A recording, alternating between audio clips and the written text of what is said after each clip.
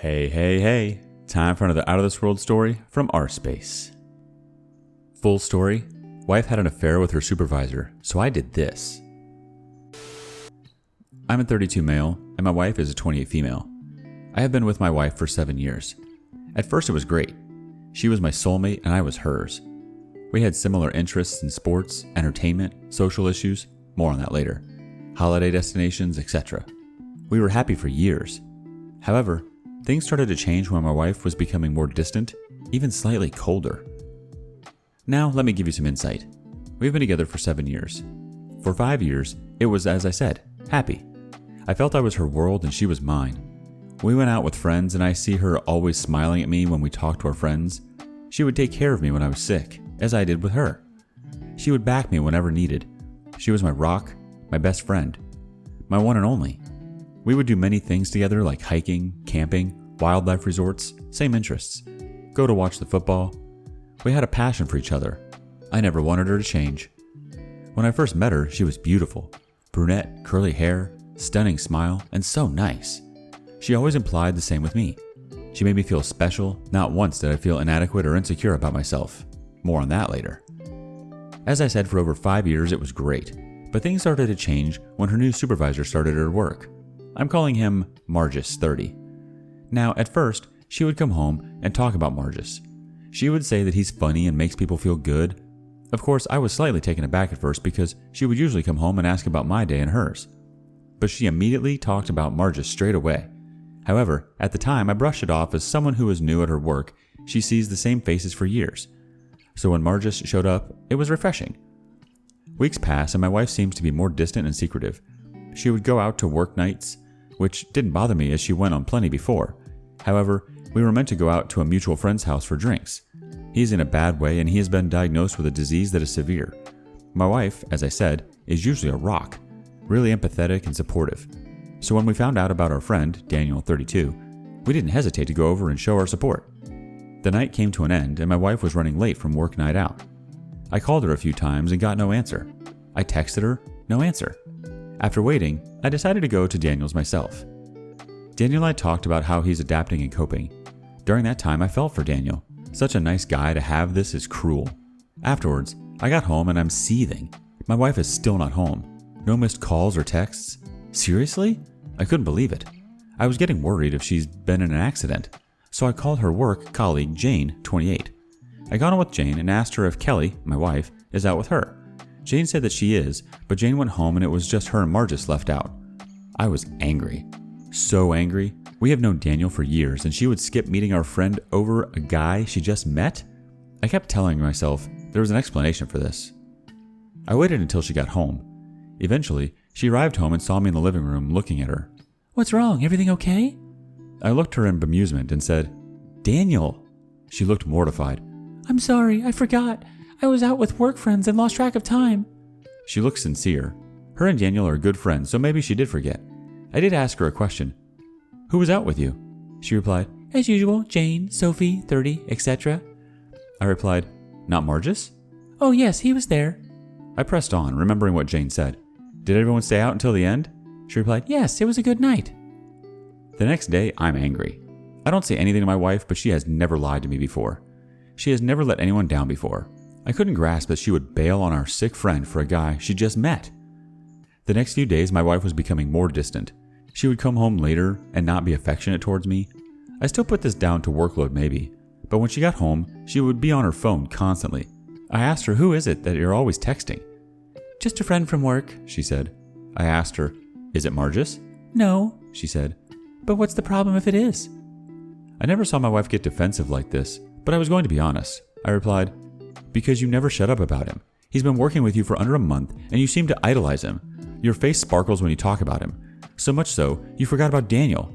I could tell I hit the spot.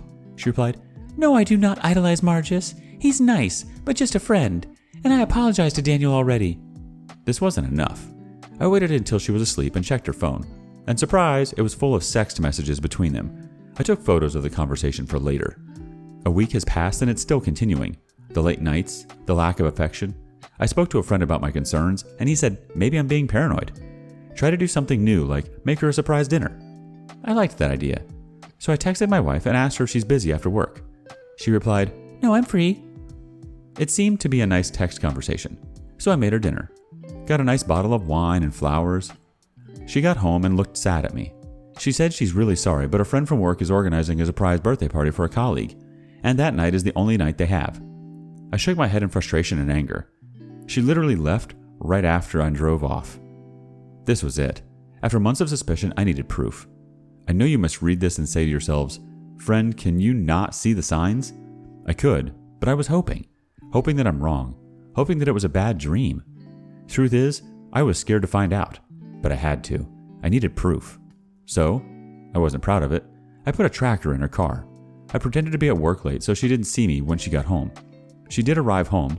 I watched her from a distance, and she set off again in her car. I followed her as she went further out of town. She eventually pulled into a car park that was secluded in the corner. She was waiting until another pulled up next to her. It was him, Margus. She got out and got into his car. It was obvious what they were doing. I recorded her getting into his car for evidence against her. For the next few days, she acted like everything was fine. I mean, I know that she doesn't realize I know, but she was acting like normal, smiling to me, even holding my hand at breakfast. She left to go to work. I had a day off and decided to snoop on the laptop to see anything suspicious. There was nothing. But when I was looking through her drawers, I know, not my proudest moment, I saw an iPad under her bottom drawer. It wasn't mine, so I assumed my wife bought it. Luckily for me, it didn't need a password. I don't know if she forgot to lock it, but I got lucky. I got in and looked. Now this is where the damage really hurts. I looked at the iPad and checked to see text conversations, but nothing. However, what I was about to see I will never ever forget. There was a folder of pictures of my wife naked, making sexual positions for him. There were so many, but there was more. There were videos. I know I shouldn't have looked at them, but I did. The videos were graphic. Margus is sleeping with my wife, and my wife is enjoying it. But that is not all. My wife was seen sleeping with another woman and another man, with Margus there. But the other man was someone who really made me sick. He is a bigot.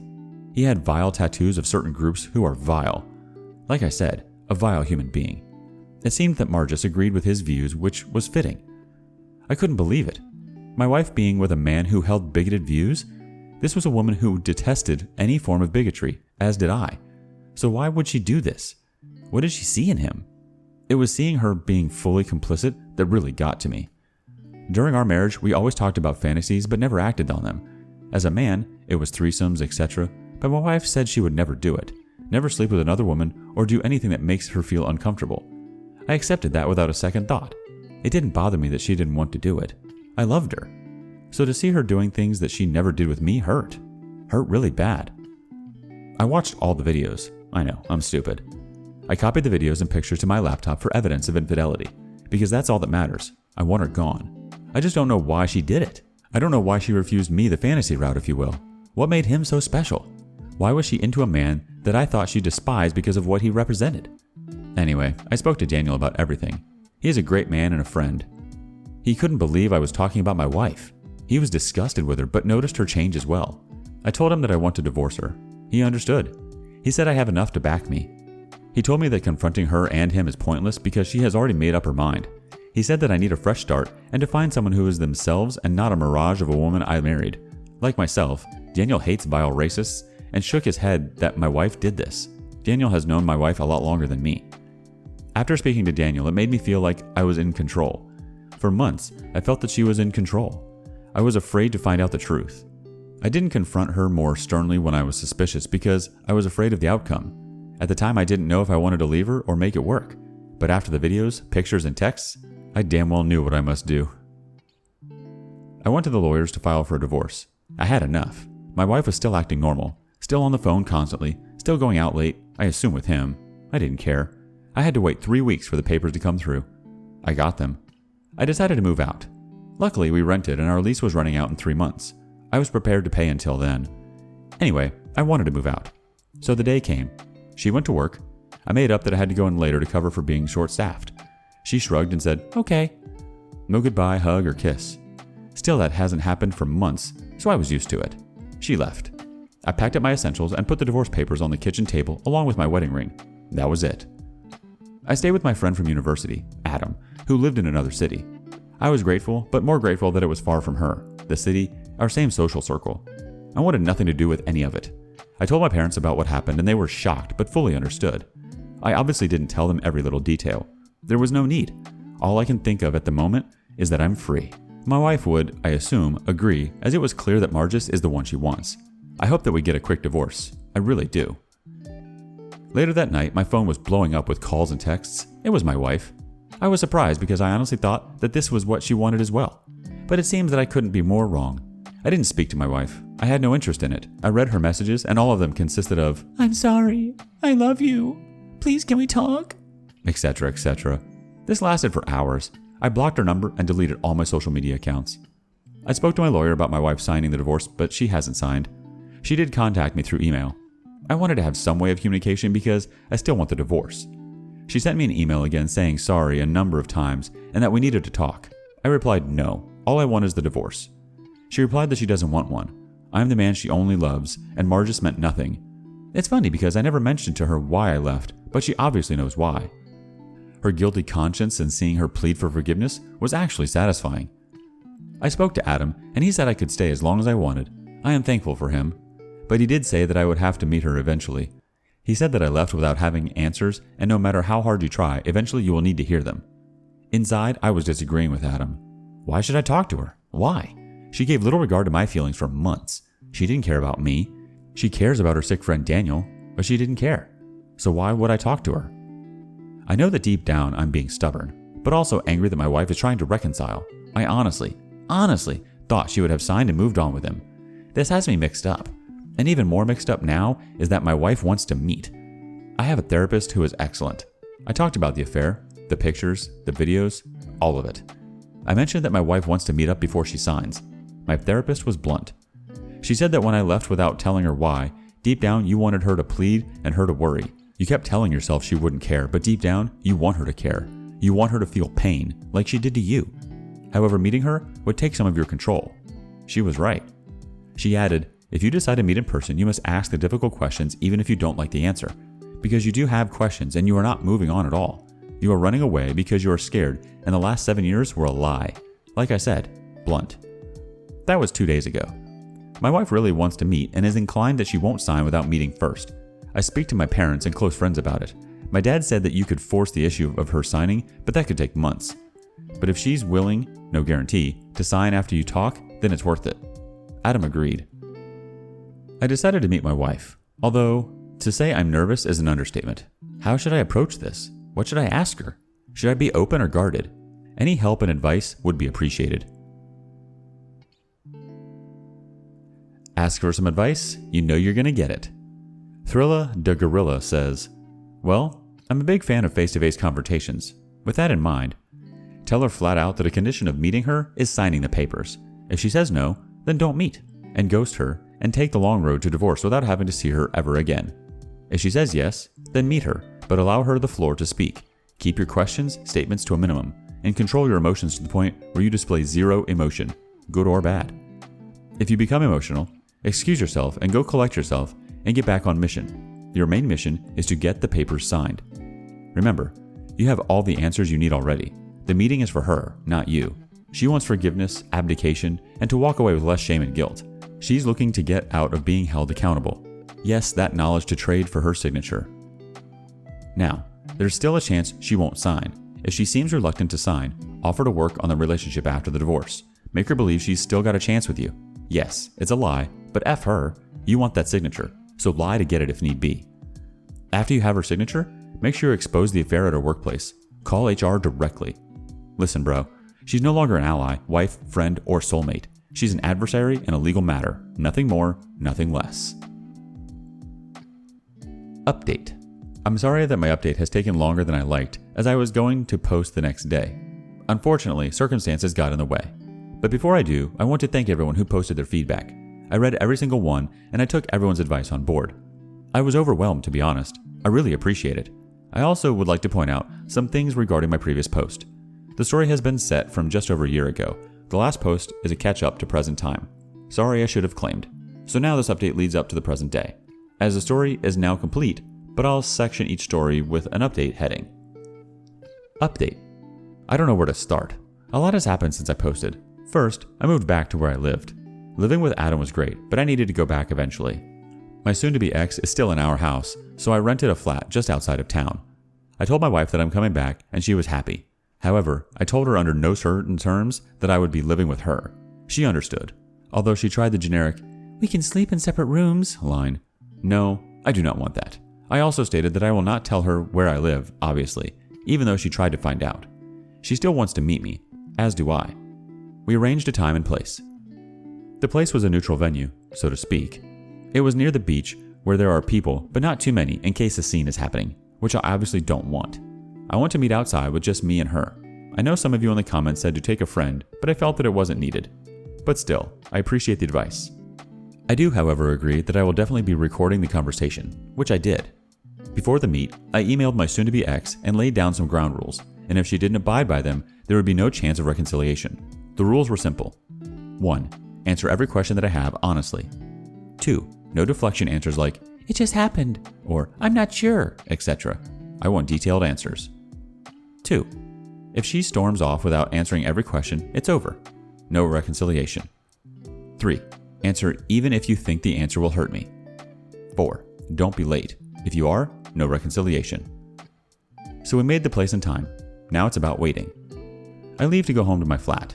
The next day I caught up with other friends. They treat me like I'm Daniel, although I get it. I got hugs and support, which I appreciated, but it seems, inevitably, that our breakup has spread. Although I question how they know. I only told a handful of people, but my wife inevitably told her family and friends, and of course, the domino effect would happen. However, they obviously didn't know the full details. They didn't know about the texts, pictures, and videos. Not even my wife knows that I have them. She is under the impression I left because she was spending too much time with Margis. She doesn't know about what I have. All she thinks is time with Margis. Husband got upset. She broke it off. I told my therapist about the meeting. She said that I should ask certain questions to give her better insight into what happened. I'll explain that later. It's the day of the meet. I was nervous before, but my goodness, I am in bits. Not because I want her back, but it's seeing her, and then seeing her means seeing him in my mind, and then I would lose focus and control. Update. I drove up to the beach early, really early. I take in the surroundings, and in reflection, it was a perfect day. Sun was out, people were taking their morning stroll. I picked a nice venue. Then, out of nowhere, I turned to see my soon-to-be ex walking towards me. She was smiling. She looked great, definitely glammed up, although she looked slightly worn out and stressed. No sympathy. She approached and tried to hug me. I put my arm out as to say no. She looked at me as in a, "I understand" kind of way. We sat down and settled. She tried to start small talk, but I wasn't interested. I had my phone on record and started. "When did you first kiss him?" "The first week, on the Friday." "When did you first sleep with him?" "The same day, on Friday." "Where?" "At his place." "Did you ever do it in my bed?" "Does it matter?" I look at her and said about the email, answering everything I stated. "Yes." She starts to tear up. "When?" She basically said it was a number of times I was out. Our neighbors saw him, but rightly thought he was a work colleague. They thought nothing of it. She apologized already and kept apologizing, but I put my hand out for her to stop. I asked my other questions. "Did you tell him about me? About you being married?" "Yes, but at the time it was a blur." Now my therapist asked me to ask her a specific question. This was it. "When you first met Margis, how early was it that he talked about me?" "What do you mean?" "It's simple. When you talked, what did he ask you about me? Did he want to know how long we were married? Were we happy, etc.?" After a pause, "Yes, he did ask about our marriage and if we were happy. Why?" "Didn't that strike you as odd? You met a guy you hardly know and he's asking personal questions about our marriage." "No, I think he was just being generally curious. I didn't think of it as being weird." More of this question's relevance later. After asking a number of small, hitting questions, I decided to go for the big ones. I decided to ask her about the videos and pictures. However, I did it in a nonchalant way. I referenced a racist attack near us at a local store. Of course, if you read my first story, you will know about the views of Margis and his friend. So I went soft and turned it like this. "Did you hear about the incident last Thursday?" "What incident?" "The bigots who attacked the shopkeeper and trashed his store, not before spraying hateful graffiti everywhere." "That's awful." "Yep, it is. I can't stand racists, can you?" She looked at me with a confused expression. I didn't say anything. Then it seemed to grasp exactly what I meant. She knew that I know about the pictures and videos. She started to cry again. This lasted for about 5 minutes. I pressed, "Why would you even go near men like that?" She's red-faced from crying, trying to compose herself. "It's not what it looks like or what you think." What I think? What am I supposed to think? What was it about this man that would make you disrespect your grandfathers in World War II, or bail out on your friends, and treat me like I'm a piece of crap? At this point, she was shaking. She looked at me watery-eyed but answered, "He was the new boss in our department. He was open and funny. He made people feel good about themselves. A lot of women liked him. Even after starting, he had it. But when he started to take an interest in me, I felt like he chose me." What the hell does that mean? "You want honesty, and I need to be honest. When we started talking, he made it clear that he was only interested in me." I interrupted and said, "After a couple of days?" "Yes, that's what I'm saying. He had a way immediately to make someone be happy, and even more. I felt great when I saw him looking at me from across the office room. I felt great when he spoke to me saying, 'You're the only interesting person here.' Like I said, I felt he chose me." What? "I know it's pathetic. I'm pathetic and weak, but you have to understand what it was like. When he first started at the office, he was good-looking, confident, suave, and was just right. He had an aura about him that, when he smiled, I melted." She continued, "He could have had anyone at the office at the time. All the girls wanted him. They all talked about him constantly. I know it sounds bad, but I never thought he would pick me." "Wait, you wanted to be picked?" "No, not initially. I figured it would be harmless flirt or something, but he made it clear that he wanted more than that, and that was it." "What was it?" "Him as being a kind of drug that I couldn't shake off. Again, I know it's pathetic, but give me a second. When he talked to me and giving me compliments, I was stunned, but really flattered. My confidence went from 60 to 10,000. I thought to myself this man could have anyone, but he told me it was me he chose constantly, that he could tell it was me." "What was you? I don't get it." "He made me feel that I was the one. I was the one that he was meant to be with. I know it's not what you want to hear, but I'm being honest." "Continue," I said. "I can't deny I was attracted to him. It was obvious. I see that now." "Wait, you thought you were hiding it well?" "At the time, yes. At the beginning, he flooded me with compliments. Other girls were jealous of me. I got a rush from it. I liked it. The more I saw of him, the more I wanted." "Wanted?" "Wanted to feel like a queen. I know that you treated me so well. I was lucky, but Margis at the time was just another level. I got a buzz from seeing jealous women being envious of me." I did ask for honesty. She continued, "In my view, I thought to myself, I'm so lucky to have this man. But the longer I was with him, the more he changed, but I couldn't stop it." I asked her what she meant. "He was specific in what he wanted. He got to know me, but unconditionally he got me to do the opposite of what I liked. Those videos and pictures were his idea. And yes, I know his friends and ideology, but I didn't want to challenge him or Margis because I didn't want to upset him. He had a way of saying that if you can't make me happy, someone else will. He had this, 'Do you know how lucky you are?' attitude. At the time, I panicked. I went to extreme lengths to keep him happy. I wanted to make him happy and nothing else mattered. So at the time, I did anything for him. You obviously saw that." I told her, of course, I did, and about the fantasies. I know. But as I said, he was a drug that I couldn't shake off. The more I saw him, the more I wanted. He made me believe that you were the bad guy. He made me believe that you were holding me back and that you didn't respect me. I know it's not true." She was in tears again. "But that's why I did everything. Everything he told me to do. Even after he was criticizing you, I couldn't fight back because I was hooked." "And that makes it okay? With how you treated me? Bailing on dinner? Bailing on camping? Seriously?" "No, I'm not asking for forgiveness. I don't deserve it because I know how I treated you. I was a nasty bitch to you, and I will never forgive myself. But I did it. Bailing on dinner, etc. I knew I was hurting you, but I couldn't stop. He kept telling me that I deserve more than you, and that I should be treated like a queen. So the more I went out to high-class restaurants, VIP theater shows, the fancy jewelry, the more I resented you. But each time he did it, he always mentioned you and your failure. So I obviously bought into it, and that's why I was cold towards you. I thought you failed me, and he didn't. I know it's not true, but during that time he was influential, and I believed everything he said." She continues, "It was only when I saw the papers and ring that something clicked in me. I know you don't believe me, but I'm finished with Margis straight away. I know I don't deserve credit for it, but I really am ashamed of what happened. I can't imagine what it was like for you. I know I neglected you, made you feel worthless, but I couldn't see it before. I did after I saw the papers. I'm ashamed that I took this vile man over you." I looked at her. I didn't expect her answers, but she seemed well sincere. I replied, though, "Aside from your affair, you know what the problem is? that at the beginning, you wanted the affair because you said he chose you. You said he was a drug, but millions of people get themselves out of drugs. They realize that they have problems and get help. You didn't. You carried on. The only reason you are here is because I am your safety net, and now it's gone. There is no way a spouse can say I love you when you make them feel inadequate. She claims she didn't. No, you did. For 11 months, you made me feel worthless. As you know, I was eating, becoming more reclusive and losing myself. All the while you were going out every night, going to the gym, buying new clothes, being a different person. You came home and looked at me with disgust. During that time, you didn't let me touch you or anything. You didn't give me anything but abuse. Abuse? Yes, you did abuse me mentally. Maybe you didn't think you were doing it, but damn, you did it. My best friend and soulmate made me hate myself. She's in tears again. It got that bad that I was thinking of... I didn't say it, but you get the picture. At this point, she is crying heavily and apologizing so much that I forgot we were at the beachfront. People were watching, and I had to tell her to breathe. She got her composure back and kept pleading it was him feeding her the toxic thoughts against me. I did have one last question. Do you love him? No, I don't. I know that you won't believe me, but I actually hate him as much as I hate myself.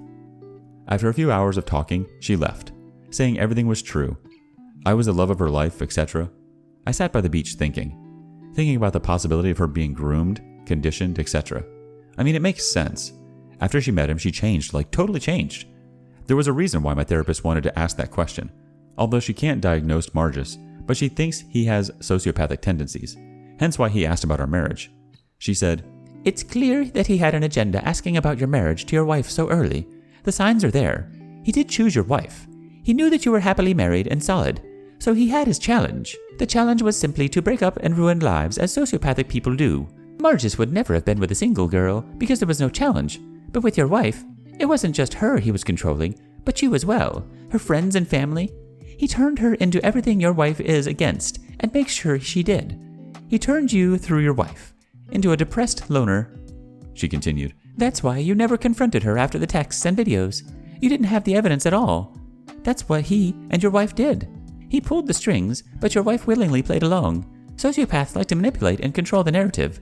When you followed your wife to the parking lot, he probably knew you would follow your wife.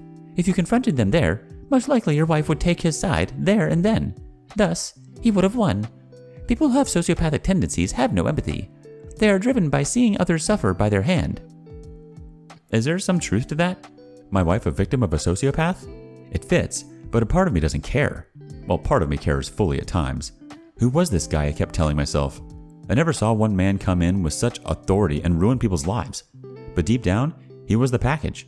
He was a boss making decent money. He was 30, but looked 21, great physique, and had confidence. That would make women turn, right? But maybe my soon-to-be ex was right in that she finished with him that day I left. Because after I left, my neighbor said to me that Margus kept coming around to my house demanding to talk to my soon-to-be ex. He apparently did this a number of times, as my wife said when we met. He was acting like a physically abusive husband. My therapist said sociopaths cannot accept rejection, especially when they don't have control. My wife dumped him and he became erratic. Why? My therapist said it's simple. Your wife chose you over him. Lucky me. He manipulated her for under a year, and she still had the strength to finish it. That undoubtedly derailed his plans. Update. I contacted HR about my wife and him. Turns out other people contacted HR as well. It seems that the affair news is spreading. He left shortly after me and my wife spoke. I don't know where. I don't care. My wife also left before she was pushed. Apparently people are not too happy with her and her behavior, especially her parents. She is staying with her parents and relocating. She is getting help with a psychologist though, which she definitely needs. I still speak to her family and our friends. They try to say that I should meet my soon-to-be ex again, but that's not happening. She needs to concentrate on herself getting better, and her family said that M did a huge number on her. The divorce will be finalized in a few weeks. I know some people said she won't sign after the meeting, but I had to go. I had to know why she did it. I had to know. Do I feel better? In a way, yes. My wife was as honest as she could be, I think. The pattern of the affair makes sense. My soon-to-be ex asked if there is a chance of reconciliation eventually. I have to admit, I thought about it. Even if she is a victim of a master manipulator, how can I trust her? If I took her back, all I would be thinking about is him and how I cannot measure up compared to him. I would feel second best no matter what. She assures me that it's not the case, that I have always been her soulmate. Even after she said it, my life with her wouldn't be the same. I suppose the moral of the story is that cheating is obviously wrong. It affects and damages the partners more so. Cheaters are truly selfish. They only own up if they're caught, or leave divorce papers on the kitchen desk. I certainly won't marry again. The damage of the affair has hurt me deeply. I still feel inadequate about myself, that I'm not good enough.